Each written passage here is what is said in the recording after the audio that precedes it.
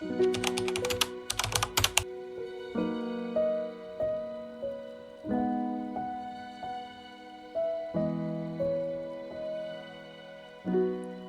morning, the homestead feels extra quiet, the kind of quiet that only comes after a fresh snow. The world outside our window is soft and untouched, every fence post and branch is covered with snow. It's the kind of morning that makes you breathe a little slower, and thank God for the simple beauty. Inside it is warm, the coffee is hot, and the house feels like Christmas.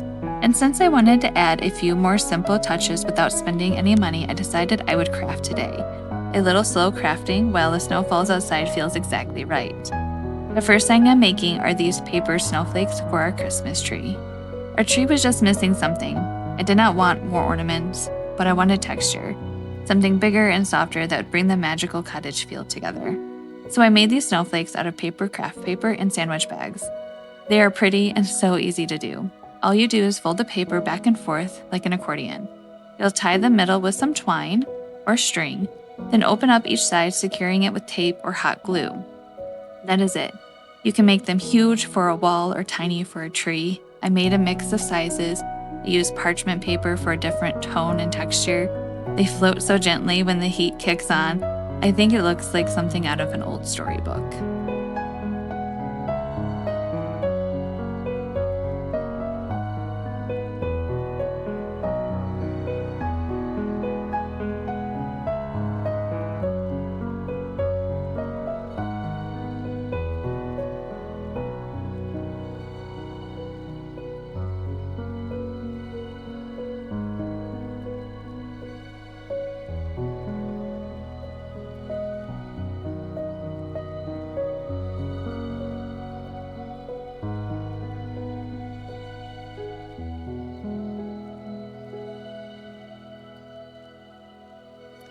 Next, I've moved on to a simple paper chain, the ones we used to make in elementary school when we counted down the days to Christmas.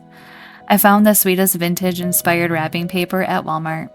It had soft patterns that feels like it came out of an old farmhouse attic. Cut into strips, glued them together into a chain. Nothing fancy, just quiet crafting, pretty paper, and a bit of patience. I love how the colors tie everything else in the house together. The reds, the greens, the warm creams. It feels like winter at home. I'm decorating our garland in the kitchen today too, layering a bit of everything. I started with cedar and then added dried oranges, cranberries that were strung on a twine. Now I'm adding the paper chain on top of it all. It gives the whole kitchen a sweet cottage feel.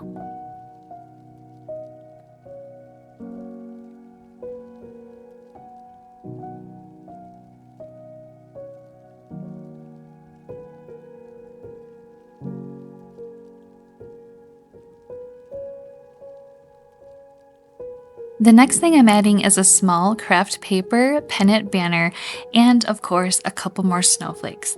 Can you have too many craft paper snowflakes in your Christmas cottage? I don't think so.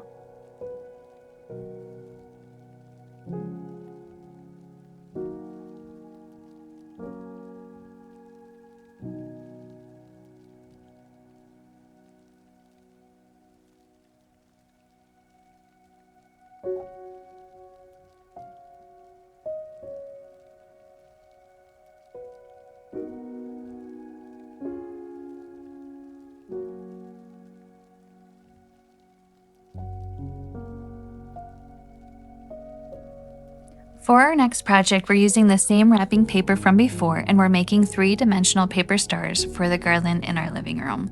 They're quite easy to make. They do look complicated, but all you need is a perfect square. You'll fold it in half. It's similar to making a paper airplane. You'll bring it back and then take each corner and fold them in on themselves like a paper airplane.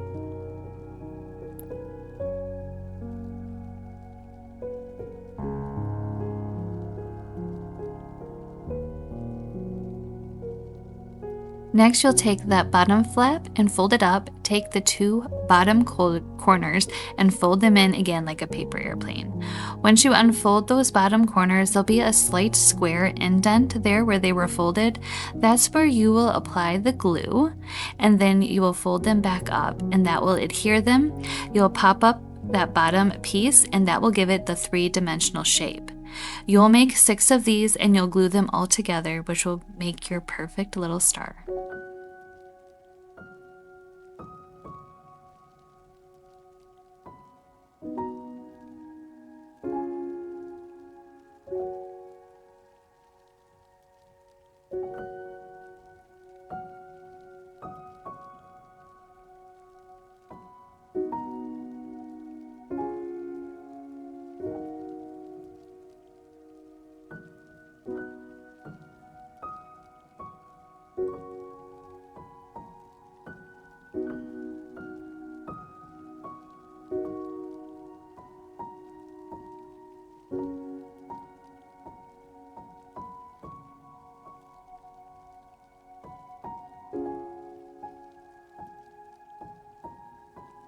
I made several different stars in different sizes, and I hung them on my garland in my living room window. It's a bit hard to film because of the light coming in the window. You'll see I also added a ribboned chain as well. I love the way this looks, and of course, we have paper snowflakes here too. For the last craft today, we're heading outside into the snowstorm to gather some evergreens we had left over from our wreath workshop. And I wanted to build some of these little porch pot luminaries. They're the sweetest thing to have by your door this winter. They welcome your guests in such an old-fashioned way. All you need is a bundle of pine or greenery like cedar. If you don't have any on your property, ask a neighbor or some friends, or you can also go to a Christmas tree farm, or even places like Home Depot sometimes carry them seasonally. I fill the pots with the greenery, and then I added a quart-sized mason jar in the center, tied a velvet ribbon around it, and added a votive candle inside. I will light these when I expect guests to welcome them with a cozy glow. A simple porch pot with a handmade touch feels like it belongs in an old farmhouse. Thank you for spending this winter day with us here at the cottage. I hope the season is treating you well, and I hope you're finding moments of quiet and beauty in between all of the busyness. I hope you feel inspired to make something with your own two hands. Something as simple as crafts become memories to hold on to. Stay warm and take care, and we'll see you next time, friends.